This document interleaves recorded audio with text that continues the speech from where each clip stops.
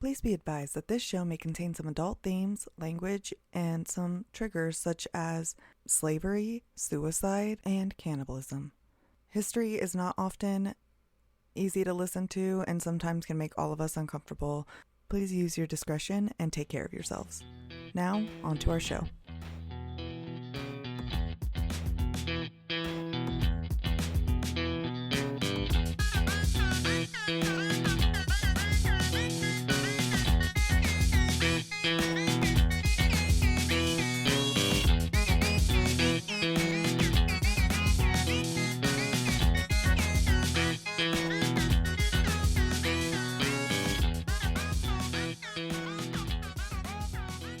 Welcome to the Sip and Saga Society, where we cover histories, mysteries, and just any story worth telling. Every week, Karina, hi, it's me, I'm Karina, Randi, Hey guys. and Greg. I know we were doing it like that, but hi, I'm Greg. I'm trying it out differently every week until it feels right to me. I So like it. we're Okay, all can just I vote? along for That the one ride. did not feel right. Okay, good. Thank you. I was like, oh, we're doing this. Okay. That one was a no. Group hi. Hey It was just a guys. surprise. It was a curveball, Yeah, I just like to throw things at people. Anywho, the three of us discuss a year in time, or sometimes even a topic, while slowly traumatizing each other along the way. Somebody manages to do something or say something that makes us be like, if we could go back in time, we would forget this moment. Today, we're covering the last part of the story of Ida Craddock. If you haven't listened to the first two parts of this story, you might want to do that before listening to this one. This story is something else, and it is fascinating. Before we get to the end of this story, we have to be prepared and get hydrated because some of us live in the desert. And that means gathering beverages. I only have water with like lemonade mix in it per usual. But Randi, what do you have today? I am honestly so sad because my friend stopped by a beverage store. They have beverage stores out here. I don't know if you guys it in my head, if you guys are at all familiar with like a Tulsa, Oklahoma situation, like I am more of a Pops kind of girl. If I'm going to a beverage store, that's not what they have out here, but anyway, I'm like rabbit trailing so hard right now. He got me a couple of drinks. They're very cute. One of them is fascism inspired. Oh, Nothing like Yes. fascism inspired beverages, yeah. Randi. Yeah. I'm pretty sure it's like referencing Stalin. Anyway, I will have it next week and so that I can show you all the glass bottles because I am feeling so nauseous today. So I have my giant thing of water and I've taken some meds and that is what I'm sticking with. Randi, next week you're going to have that beverage for our music Little Sips, our video episode for Well, next month. I'm gonna have it for our next recording. Yes, for our listeners, our next episode that's gonna come out probably. Oh, you know what it is? It will be Music Little Sips when this one comes out, won't it? Right next. It'll at least come out in the Fabulous. next month. Yeah, So fabulous. You guys only have to wait one whole week in order to see this fascism-inspired drink. I don't even know what I'm going to talk about yet. So it will be a surprise for everyone here. Yeah, it'll be a fun time. Okay, Greg, what are Yeah. you sipping? Well, so I am actually, this isn't my normal house, right? I'm staying in Vermont for a research trip this week. So I got a local Vermont beer from the store. It's the Cloud Drop Double IPA. It has this Oh, pretty that is cool, beautiful. it's very groovy. Very Um, psychedelic. I love Yeah, that. by Upper Pass Brewing Company in Wow. Vermont. So, and it tastes awesome. It's really good. Oh, Greg, send me that. I love that. That's Yeah. beautiful. That is inspiring. I would have been so much less concerned about you today if I would have realized you were going to be staying in Vermont and not Boston. When you said you were Oh, going up to Maine, I was like, well, I'll pray for you. yeah. No, so I've never gotten to this like part of this that side of the state in a car because anytime I go to Boston, I don't ever get a car. I just take public transit and work in the historical Sure, societies and the state archives sure. there. I don't need a car. And then the Love only the other time tea. I've been up here Mhm. with a car, I only was in Western Mass. Like I had enough stuff to do over like on that side of the state. And so I didn't like I've never gotten up to Maine before. And I was like, this is the best chance I have. And it's only like 2 hours, hour and a half, Mhm. something like Yeah. that up there. Yeah, I was telling Karina, I was like, he'll have no problem getting up there. The traffic's all getting back to the Yeah, city. but I drove like across the state of New Hampshire, which this is my first time in New Hampshire too, and it's beautiful. Like Yeah, I took this big like interstate that kind of cuts across the state and the mountains and everything, and I was like, this is just fucking gorgeous. it is. I know. And this time of year, honestly, Karina, I'm sorry for you because you should be absolutely fucking jealous. Today was 56 and sunny. It was, if I weren't in such a bad bodily shape, I would have been so much more active. We did take a walk. It was just not as big as we wanted, but it's gorgeous. Gorgeous, gorgeous. Gorgeous. Mind you, it Y- was freezing last week, literally. I think I lost my tomato plants, but I'll send y'all some pictures. I drove a little bit of the coast in Maine, and I was like, this is just the most beautiful place I've been to, I think. did you stop for any seafood? Because that is Y- great A Yeah, seafood. I got a lobster roll in Kennebunkport. Oh my God. Yeah. That is Yes. the meal of the area. That's Yeah. what you have to eat there. It was great. It was this little hole in the wall place that was like Hmm. way out, like back over, like on one of the points, like off the main road. It wasn't in the touristy area. Oh God, I That's so nice. literally am so happy for you, Greg. That sounds like a great afternoon. Yeah. I'm just gonna let you guys know it was 94 degrees. It's fine. I can handle that. Can you? It's so, I mean, I'm legitimately asking though because it's so Oh, hot. I bought a kiddie pool. I love to sit Okay, in there. good. I'm Yeah, like no, that's what I'm genuinely, saying. I need it's you oh, I it's my know how favorite. much you're a patio lizard. You just need some water outside. No, I bought I, the dogs their pool already because last year they kept getting into mine and I was like, no, get out. You're like, you get your own, you stay in Yeah. there. Yeah. You're short, low to the ground. Straight. Anyway. Sage's pool is in Tulsa because I took it down there for the 4th of July. Oh yeah. I'll have to steal it back up. We put it on the porch. The porch that I'm so sure sometimes when I walk out there is just gonna detach from the building and fall. Randy, it's gonna fall off. Okay, y'all, we have to get started. Okay, we have Sorry, to keep sorry. going. All right. We all have beverages. We're all, You whew. haven't said what you're drinking yet. Literally, I'm just drinking water. I'm drinking water with wa like lemonade powder mix in it. Uh, That's my beverage. But but if very, very little lemonade. You probably did like half a packet, right? Because yeah, you I want did to do barely. half a No, packet in like a Yeti cup. Yes. I'm dead. Okay. Yeah. That was a joke, but I love it. Yeah, that is who I am. Thank you. Um, oh, no, but you know what I saw? Like there was a wine at Walmart that was called like Icon. Hmm. And if I could pick a wine, that's the wine that I would pick for Ida Craddock. That's the one I wanted to buy, but I forgot my ID, so I didn't get to buy. Um, which is fine. Like I was at Walmart. They don't need any more money, but like if I could have had a wine, it would have been that one because she is just like an icon. Like she just did the most, you know? I don't know if I you guys want to remember. know. I can't You, wait to hear.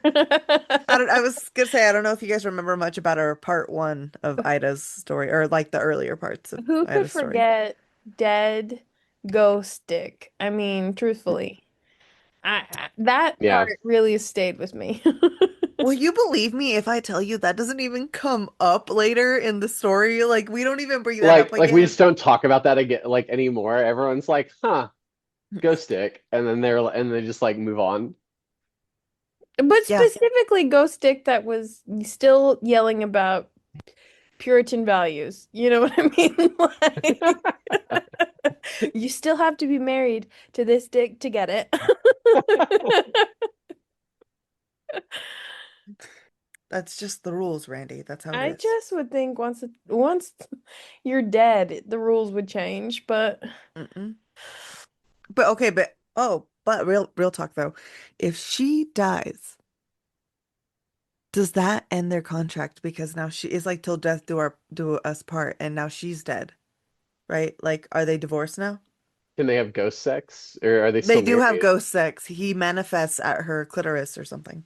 Well, no, I But mean, like, but if she died and if she became a ghost, like, Can they have ghost sex? I would they think have they ghost do. They have sex? to get re-ghost married if they're dead. Yeah, does the marriage carry over, or I These are the love that you guys are questions. thinking about this. And I'm so stuck on how do we know that she's going to be a ghost? Like, what is the percentage of dead people that turn into ghosts?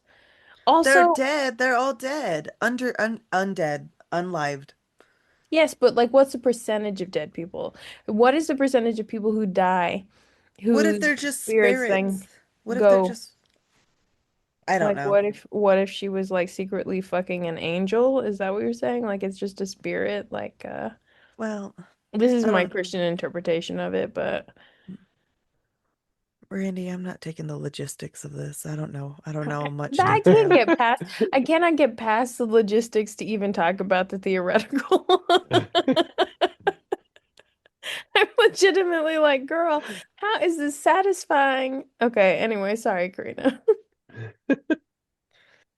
Sometimes there's some thoughts that you can't even let escape because they are so confusing to you. Anyway, like what, hmm like I My brain is circling it. Circling. yes, I have some thoughts right now that I'm like, I'm gonna just we're just gonna go on. Anywho, so yeah, okay, Ida. Other than the ghost husband, we covered her younger years, who her parents were, her parents' jobs, her romantic history, as we have touched on. Randy's face right now was perfect. And also her main rival, Anthony Comstock, the rival of many of us, but also the savior of some of us, if you've watched our Little Sips YouTube videos, especially the Victorian history parts.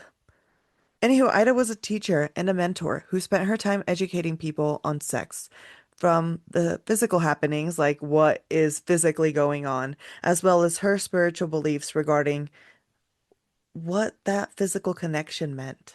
This just takes those who can't do teach to a whole new level. She might have done some doing herself, She Randy. did some tantric breathing. That's really like I'm convinced. She tapped into something and she thought she found it all by herself. I mean, she might have, she was strong in her conviction. So maybe she did, Randy. Maybe she found something. But her mother did not think so. And her mother had struck up a deal with the district attorney after Ida was once again charged with mailing pamphlets of a lewd nature, because Ida was selling and mailing pamphlets about sex and sexual positions and oral things, the French way, and just what is that word that I can't say, Randy? Lascivious? Lascivious, you said it yeah, Okay, correctly. yeah, I did it. Snaps for Anyway, yes, Karina. Ida's mom made this deal with the DA, and basically she had to go to the asylum for 3 months. I just am over people sending women to the asylum. I Hmm. like really just, it's so unnecessary. The amount that they're like, oh, I don't know what to do with her. Asylum time. She keeps talking about ghost sex to the asylum. I mean, we'd Okay, already be in actually, the that one's asylum. fair. That one's fair. yeah. I'm just thinking of Elizabeth Packard, probably.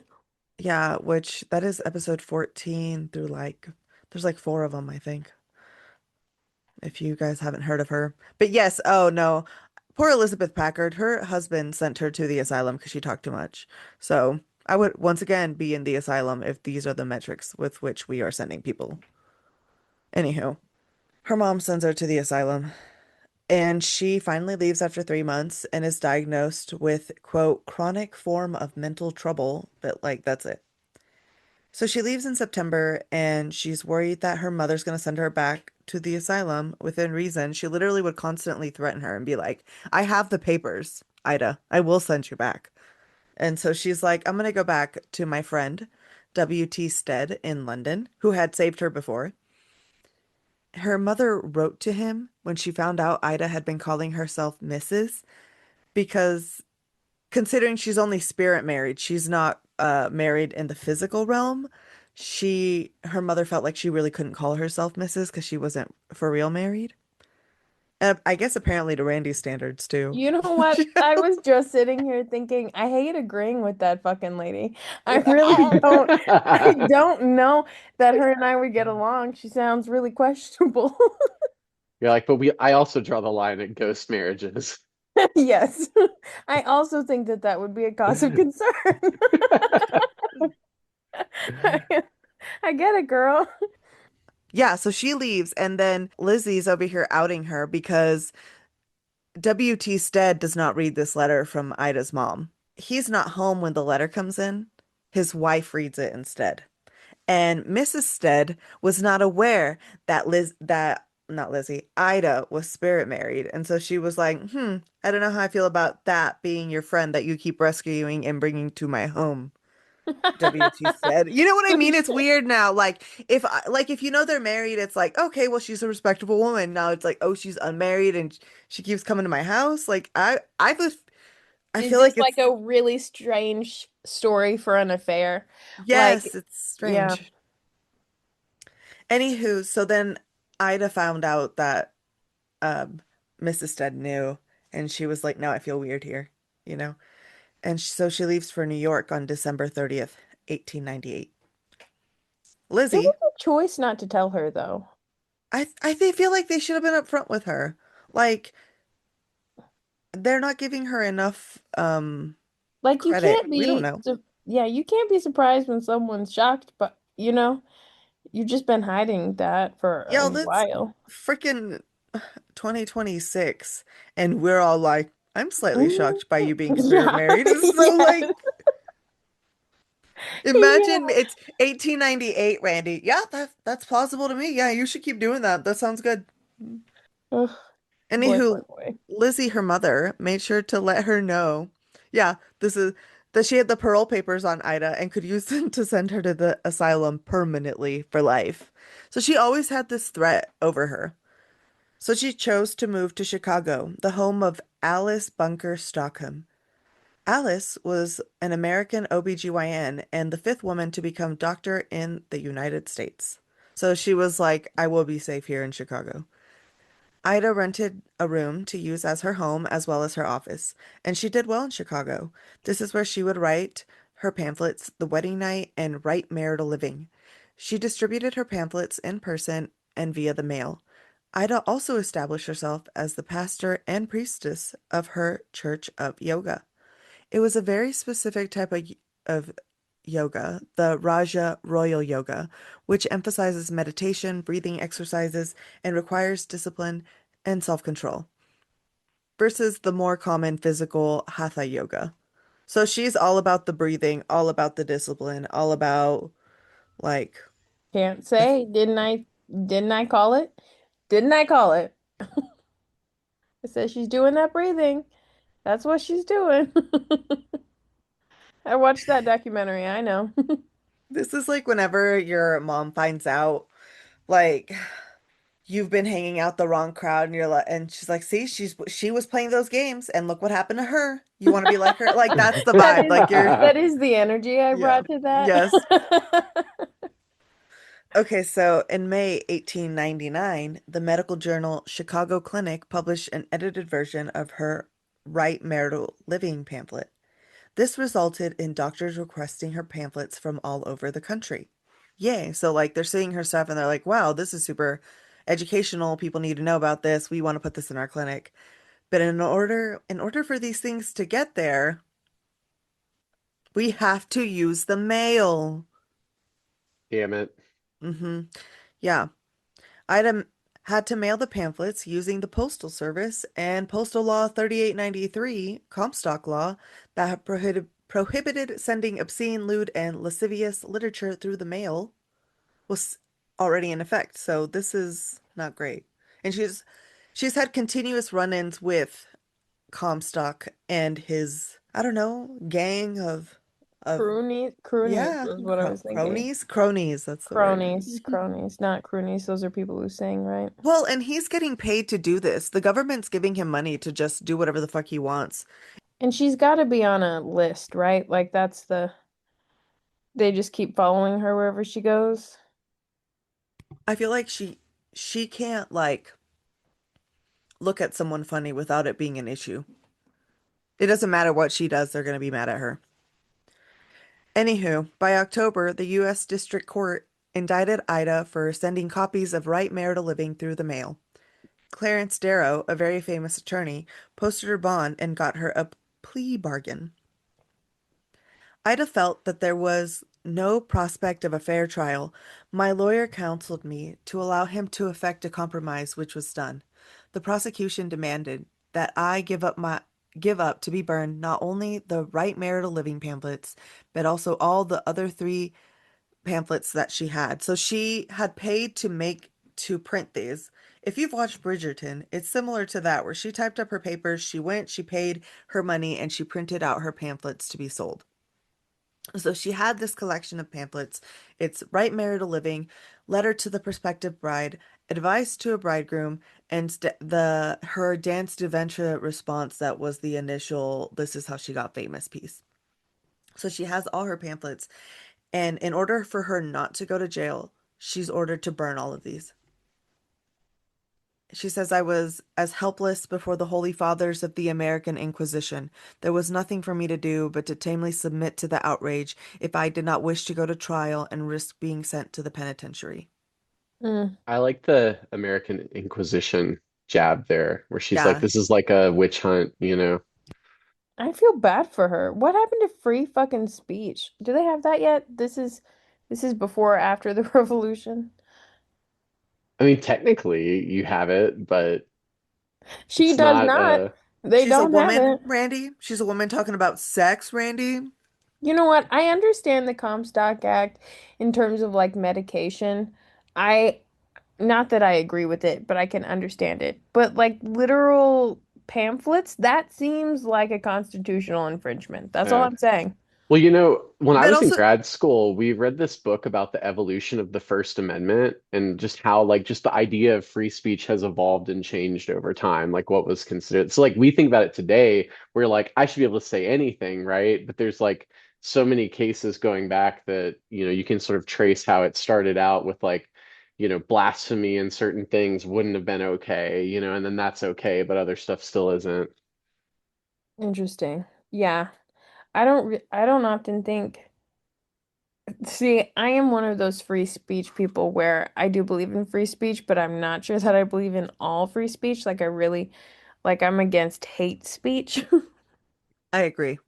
I don't But think that also that that does take you and I think misinformation should be illegal. Like if you're purposefully like lying to people. falsitudes, Yes. that's Yeah. fraud. And Yeah. that should be like that should not be allowed. So, But our court systems are so fucked where like, that would all hinge on intent, right? And then you have to prove that you intended to mislead somebody, right? That's kind of like, I don't know. I but feel like isn't that the that's where difference people would get between bogged down. a civil and a criminal? I don't care if it's not like a criminal charge. I'm totally fine with it being like a civil situation where you get like fined and you don't do time until you've done it like an absurd number of times because isn't that what anyway, I'm getting off topic again. Sorry, Karina. I just feel strongly that there should be some regulation. Everything within moderation. Isn't that what they say? I think that's true. You can take anything too far, I'm sure. Anywho, yeah, she wasn't trying to go back to jail, but also she was really upset by the significant loss, which, yeah, she made the money. She worked hard to write these pamphlets, print them, and a lot of work went into this. But it was this or 3 months in jail, and Ida did not want to go back to being locked up. She moved to Denver and lived quietly while working on a 437-page manuscript titled The Marriage Relation. It had many different sections on sex, including animal and plant sex, how to pick the sex of your child, like what to do if you wanted a boy versus a girl, venereal diseases, hygiene, and all the components from her typical philosophies, including her essays on the dance venture. So this is like a collection of all her works. She calls it the most frank and explicit book on the details of the marriage relation that has ever been offered to the public. The book discussed the topic of fellatio, the French method, homosexuality. Ida was not an ally, unfortunately, as we've talked about in our previous episode. She has a lot of pros, but I mean, it's the early 1900s, late 1800s, like, You can there's not a only be lot of so far allies. ahead of your Yes. time, you And know? she was doing, I mean, she was already spirit married, so like, Yeah. I mean, like ahead in some ways, but not in others, you know? exactly. I couldn't disagree more, guys. We're very pro Ida, I guess, today, Greg. Well, I mean, I have to deal with that in my work, where you're just like, I have to be Spirit like, marriage. no, no, but I mean, like, how harshly, like, I mean, how much do I want to hold someone to like my standards, you know? But if you're into ghost marriage, you should understand consent then at that point, right? And so two grown adults consenting, I don't know. I it's not like people in that time period didn't hold a different opinion. I agree. I think it is. Yeah, I mean, I think the both things can be true. Like, I think it is a very close road to get there, but some people choose real hard to not make those. I feel like people have a lot of choices where they could be kind and purposefully choose to hate, and that is very sad, Randy. That is what Like, this feels like. Yeah, yeah, yeah, you're right. That is what this feels like. yeah, it's that's very fair. sad. Yeah. Anyway, well, those are Ida's issues. It's not for me to know. But she called it the most frank and explicit book. Yes, we talked about this. But she was also an advocate for sex educating children, which I agree with. I think children should know what sex is and or at least what their bodies parts are. hmm I Hmm. so I read a book in college. I had one of the most interesting classes I've ever taken. It was called Sex and Social Life. And one of the books that we had to read, it's called The Guide to Getting It On. And it's like this 600 page manual. Karina, I'll show it to you sometime. The first one I ever bought, my parents threw out. If that tells you anything, I was like looking for it everywhere. I was like, "Where's my Uh, fucking book?" they And were like, nope. they were like, "We didn't know what that was for." And I was like, "Guys, I'm telling you, this is my college textbook. Like, I The need sign it." reading. Yeah, so like, I had to go get another one. I was so frustrated. But They're in like, who the hell is leaving porn yeah, on the coffee yeah. table again? Anyway. Oh my gosh. Anyway, so I had to go get another one, and he's got like a few different versions. And so I got a more recent version. And in the forward, he's like, I've been asked a lot if I could do this book for teenagers, blah, blah, blah. And he was like, no, I'm not doing anything different for teenagers. They need to know all the same words, they need to know all the same things. He was like, there's no point in me trying to make this watered down for your comfort when they need the education. And I was like, you go, sir. I could not agree more. So that doesn't surprise me. Sex Mhm. educators are really great about that kind of thing. So Ida also knew that it would be a while before it was published because the public was not ready for it. Like the public is not ready for it to this day, even just the sex educating children thing. So, and we haven't even gotten close to accepting ghost marriage yet. So, We still have a Ida, long way to go. yeah, that's a long road. But so she's in Denver and she's like, well, this place sucks. I'm moving to Washington, D.C. And she sends the last draft of her big book to her friend W.T. Stead in London. And in the spring of April 24th, she gets arrested again for mailing her pamphlets. Like they never stopped trying to find her. She was released without trial with the condition that she leave the city immediately. So she's like, all right, what do I do? Because she She, can't mail from somewhere else. Okay.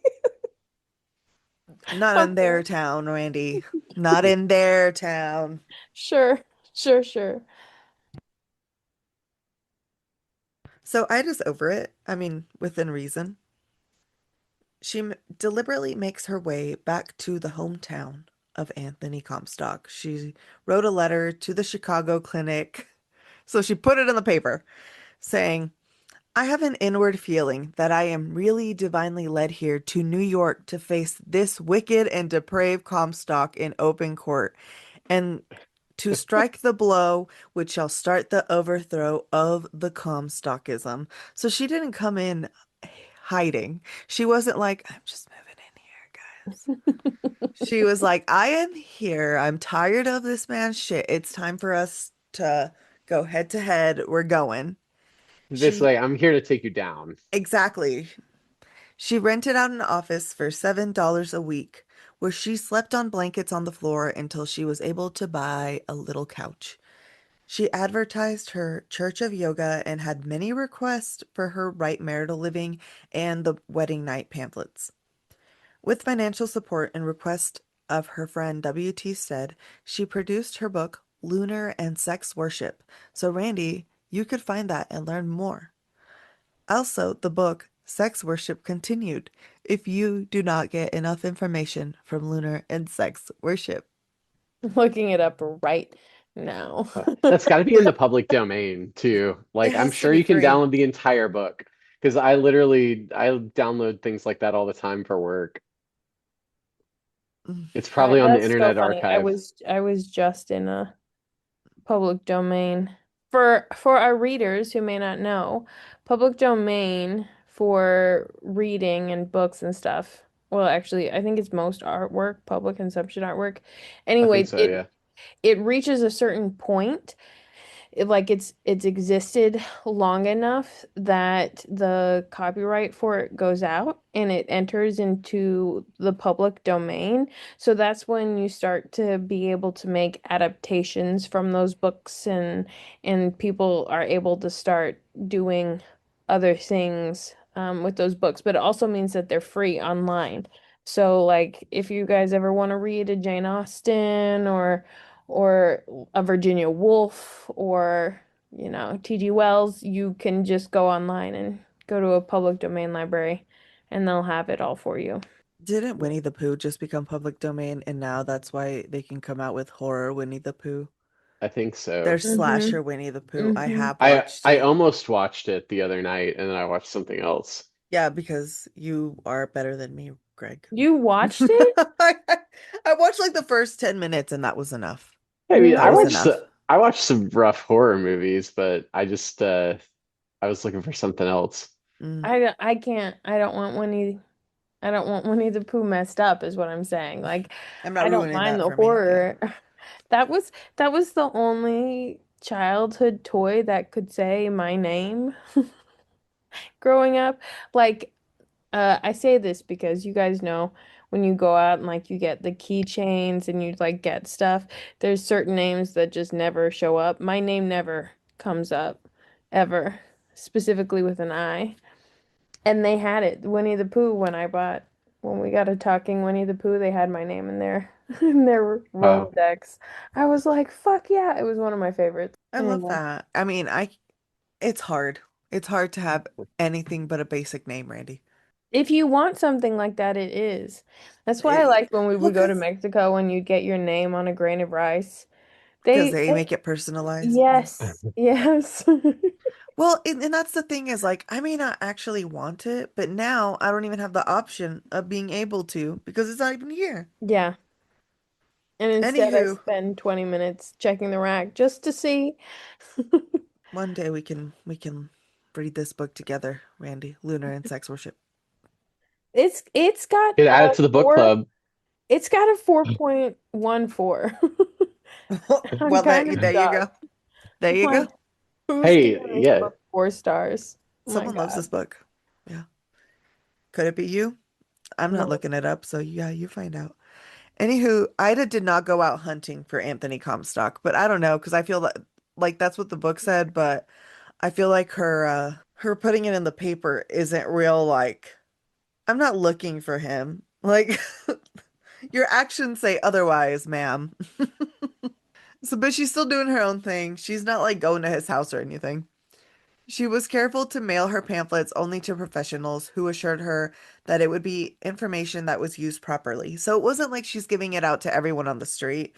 It's doctors that are seeing her information in these medical journals or these different, like specifically medical things like we talked about in the Little Sip episode, like it's places where people look for medical information. So like it's like medical advertising. They're like, this is the product I have, this is what I'm selling, this is the information I have that could be beneficial to you. And other doctors, other like people of the same credentials, I guess, are like, yeah, I also tell people what to do with their lives. I'm This just is how sitting over here shaking my head because I'm so annoyed. Like, what this is how vetting is I would do being it. done? Yeah. Like, are the Anywho, so it's doctors like ordering. I mean, she's made herself a professional of her art. It's other people that are in that level of professional people, and they're all like sharing information. So on February 3rd, 1902, Comstock sent a letter to Ida pretending to be a 17-year-old girl named Frankie Streeter. entrapment? Frankie asked if she admitted young girls to her lectures and enclosed 50 cents and asked her to mail her a copy of the wedding night pamphlet. She's like, I'm 15. I want to know about sex. Could you send me a thing? Thanks. This is literally what Comstock is accusing her of. Why would I do this? Ida wrote back to Frankie, returned the money, and refused to send her the pamphlet. She said she never knowingly admitted a minor to her lecture due to the, quote, social superstition that young people should be kept as ignorant as possible of all that pertains to the marriage relation. Ida thought that it was Comstock and not actually a 17-year-old girl. So she sent a copy of the letter to her attorney, which Greg, I was wondering if you knew this. How do they make copies of other people's letter? Like, Ooh, do that's a they just great write it Oh, question. down? That's a And they're like, great this um, is what they question. said. yeah, so I mean, so this happens a lot in like the colonial period too. You have copies of like it literally is like it'd be copied and signed by like, a person and or, a certain number of witnesses. Kind Oh, of like a notary. like a notary today. That's still kind of a holdover for that like era. Okay, that actually makes sense. That makes sense. Yeah. Because like we know one and people will copy each other's letters too. Like if someone's like, oh man, someone sent me like this really good thing, that you could copy that and then circulate that to your friends or something like that. That is fascinating. I love that. Thank you, Greg. No. No. It's like a little delayed. I know. Okay, let's finish it. So she doesn't send her the thing, and then Comstock, being the gem that he is, arrested her anyways for violating the federal law by sending obscene literature through the mail. Just he's like, fuck it, just arrest her. But she I don't. didn't do it. I guess because she talked about it to the girl, which I'm like, that's the truth. Like, shouldn't the child also be arrested? I don't know. Why aren't we arrested Frankie Streeter or whatever her name is? Yeah. Anyway, Ida makes bail and Comstock arrests her again a few weeks later and charges her with violating a New York law against selling obscenity. So regardless, he's still just charging her with anything he can think of. Ida's done. She's over it. And a newspaper reported on her arrest and her friends E.B. Foote and Henrietta Westbrook find out and come to her aid. E.B. Foote printed a pamphlet with the title Comstock versus Craddock, what with the details of Ida's persecution as well as testimony from clergymen and doctors talking about how valuable Ida's information was to the public. Which, wow, what kind of friends write papers for other friends? Like, that's phenomenal. That's wow. And they got the clergy involved. I'm kind of shocked. Exactly. And they went and got testimonies. Henrietta Westbrook agreed to appear in court on Ida's behalf. The state trial took place on March 14th, 1902, before a special sessions court. They do her so dirty, guys. They're so terrible. It was presided over by 3 judges instead of a jury. Unsurprisingly, these judges were hostile. and blocked testimony from doctors who had come to testify on the educational value of Ida's work. Anthony Comstock claimed that he had received two pamphlets from Ida because she thought she was giving them to two girls under 16 years old. So now suddenly 17-year-old Frankie is two 16-year-olds. He wasn't required to produce witnesses or even the names of his informants. They were just like, well, Anthony said so. They don't even pretend or try to be like fair to her. So, like, he's a man. He obviously wouldn't lie. His name is Anthony. That's That one should of my be brother's enough. names. Well, there you go, Randy. Now you Tony, know. Tony, bless him. Ida's mother was also there, and we know how reliable she is. She wanted Ida's attorney to plead insanity. He was like, just tell them she's crazy, send her away. But he refused to do it without Ida's approval, which, Thank yeah, God. thank you. I, I typed, thank goodness, what the fuck, mom? But also we knew Lizzie was untrustworthy. We knew mom was not on our side here. On Monday, March 17th, the judges sentenced Ida to 3 months in the city workhouse on Blackwell Island. Basically, she's getting sentenced to go to jail. And one of the judges said about Ida's case, this is the most awful case that ever came into this court. I have never before known of such indescribable filth. I cannot believe that this woman is in her right mind. No woman in her right mind, gentle born and well educated, as the literary style of this book shows, could conceive such filthy phrases. So why, if she is so smart, is she so disgusting? Wait, I also love, maybe I will have to read the book now. Filthy phrases. This sounds like the original smut.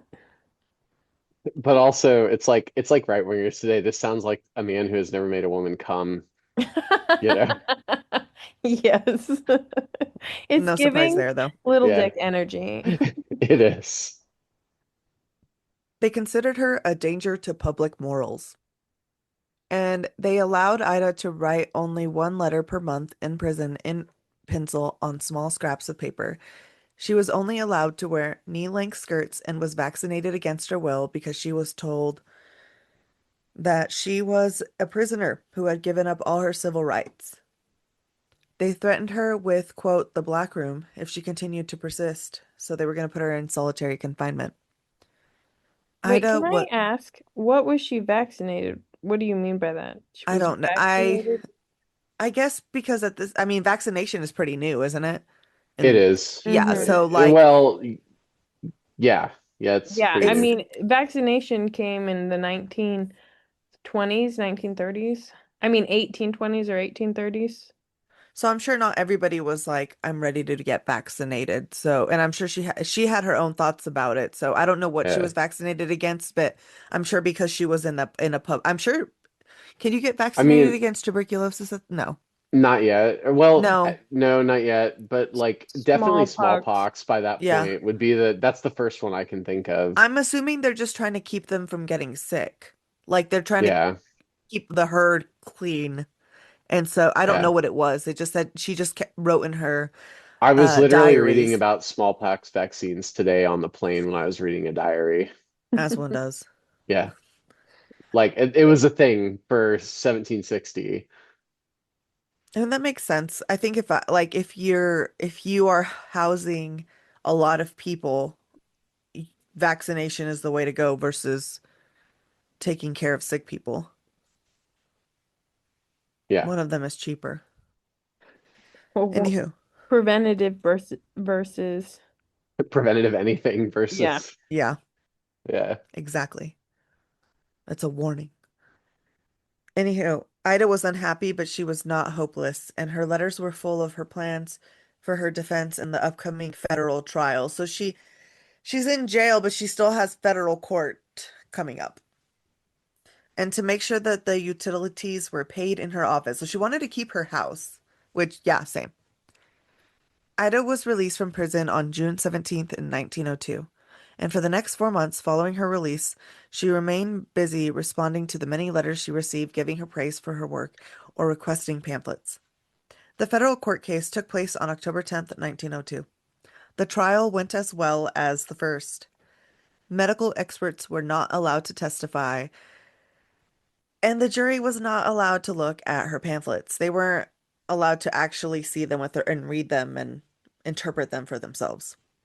The judge declared her pamphlet, quote, the pamphlet, The Wedding Night, as obscene and directed the jury to base their verdict not on the pamphlet itself or the content of the pamphlet itself, but whether or not the pamphlet had been mailed through the postal system, Uh, which Ida had already admitted she had done. Right. So so they they, were like, regardless, it's illegal. yes, That's the only issue we're going to care about. right. You put it in the mailbox, jail. Sentencing was set for October 17th, and expecting an outcome similar to the first, Ida set her affairs in order. She shipped her diaries and manuscripts to her friend W.T. Stead to keep them safe, and she spent the night of the 16th writing letters which she sent to her attorney. She arranged to have the breakfast with her mother on the morning of October 17th, and Ida did not show up. Lizzie Decker went to her apartment and found Ida had ended her life. No. Yes, Hmm. she had disconnected the stove and filled the room with natural gas, and she also slashed her wrists. Her belongings were packed, and it looked like she was just going to get ready to go traveling. She was just getting ready to go, but she had set all her stuff up because Ida knew her death would speak louder than anything Comstock could say about the matter, about what she was mailing, like what she said was going to value more, you know? And she wrote two notes. She addressed one to her mother, telling her that she chose this rather than to go to prison or to an asylum. She had already done both of those and she was not going back. She chose her Hmm. freedom. Her second note was addressed to the public. She wanted her words to be her own, unchanged by a judge. The letters were published in the newspaper, The Truth Seeker. Ida always knew that she may have to give up her life to fully explain her truth to the world. Ida's death was reported across the country.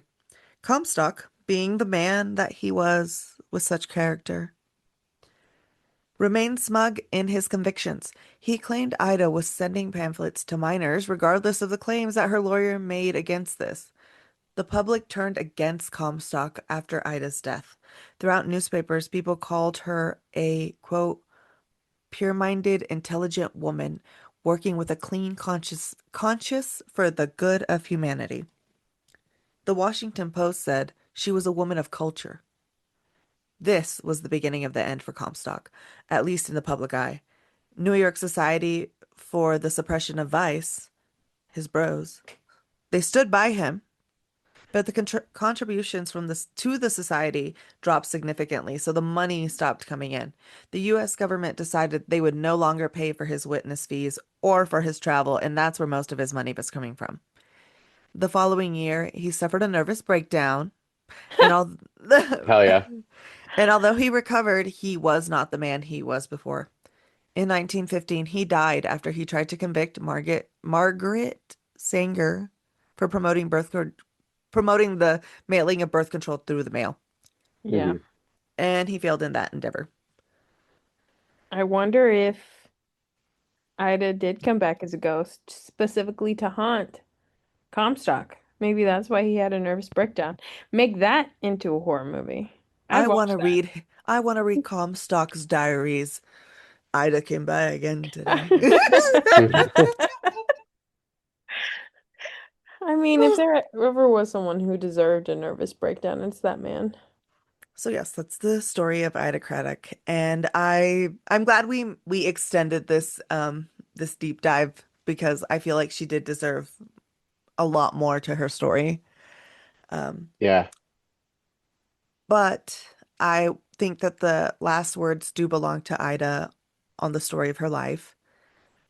And when she was first censored by the post office, Ida wrote in her diaries,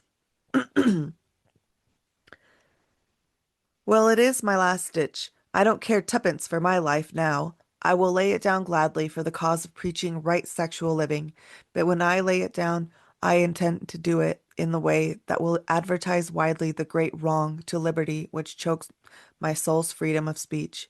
I have striven to live for the truth according to my light, but I cannot and I will not be silenced. If not in life, then in death, this gospel shall be preached throughout the world.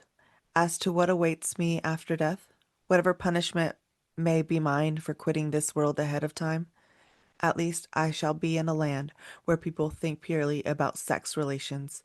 That of itself would make almost any punishment endurable and would constitute heaven for me. So I'd have said, if I can't make this world one worth living in, this is what will speak the loudest. That's beautiful. Anyway, Ida's life really is super inspirational. I'm sad I've never heard of her, honestly. And thank you to our listener who asked me time and time again to do an episode on Ida because otherwise I would not have, known about this wonderful woman. What'd you guys think? I'm sorry. I'm sorry to throw that at you. I didn't expect her to kill herself, truthfully. It I'm honestly took me processing by it. surprise too. It really took me like I was also like I don't know. I don't know. I didn't think they were gonna kill her, but I didn't think that I don't know. Like, did they kill her? Because it sounds like she was getting ready to go. I don't know. Honestly, I really get it in the sense that, like, the thought of going back to an asylum would be too much, I think. Entirely too much. Well, and I definitely like this is a very much abridged story. The Hmm. book I used, let me- it's called Sexual Outlaw, Erotic Mystic, The Essential Ida Craddock by Vere Chappel, has like the biography of her life as well as the pamphlets that she wrote. So you can Hmm. look through and clips or snippets from her diaries. So you're able to like really see how deeply and truly she believes everything that she is doing. She doesn't feel anything halfway, Ida. She's doing everything with her full soul and body and so I think that it's also like a very exhausting way to live. Like if Yeah. you really feel it and you constantly feel literally the world just coming for you, like that's a hard life to live. I mean, when even your own mother is trying to send you to the asylum at every Yeah. other freaking turn. Yeah, her You mother cannot Yeah. trust Lizzie. Do not Don't trust an No. Elizabeth. don't trust in Elizabeth. We've done two Elizabeth. If you guys haven't listened to those, we have two Elizabeth killing stories before Oh, Randy and Greg. Lizzie Borden. Oh. Lizzie We have Borden. Lizzie Borden and then Uh-huh. Elizabeth Bathory that I Mm. did before you guys. We should.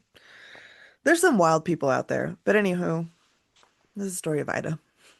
Oh, I hate Sorry. it. I mean, sorry. No, Cuffy did the same thing. It's like throwing me back to like the Berbice Rebellion. I hate when the people that you're like, honestly, the other part of this is it's also very true to, I feel like, the feelings of modern day, right? It just feels like it won't get better. Like I can understand. I can understand that I've worked so hard, I've been pushing so hard. I see this aspect of society that could be better. I'm trying to do that, and people are actively working against me. And then I get everything taken away from me. Death does seem like, I mean, I get it. Death would seem like the better option. Well, and I think for her, it was she's trying to make the biggest statement possible. And at this Yeah. point, she said what she has needed to said or needed to say multiple times. And she continues to be silenced or continue to be censored in different ways. And so this way, no one can change what she is saying. She I has the hate to final say word it. because she's dead. Yeah. But also, like, I hate to say it, but she wasn't wrong when she was like, this will show Comstock and like he won't be able to like respond to this, Yeah, because because everything he says is now, well, she died and he's still living. And he's Yeah. still being an I'm not trying to asshole. like glorify it or No, anything, I'm you not know, saying, but but it's like she wasn't wrong, you know.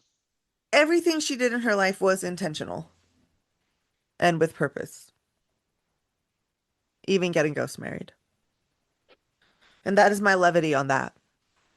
Even getting ghost married. I mean, like truly, she was fighting for her rights, Randy. Suicide is an interesting topic here for this though. It is Like, well, is and it it's funny what's how oh, go ahead, Randy. Sorry. no, no, no, it's okay. Sorry, I'm just saying it's funny how it has come up multiple times in our stories in a Yeah. very like interesting way. Because Well, every time it's we real bring life. it up, it's always like a Yeah. very like the situation is very specific. Like Dramatic. yeah, Yeah. like it's always something I will huge. Yeah. say every time we've talked about it, it's been very dramatic. Yes. Um, But it is also like it's hard to like put because I think we hear these stories and you kind of put yourself in that situation a little bit and you're like, "Mm, I also don't think that they wrote about it like they no." do. They were even less forthcoming about that kind of thing.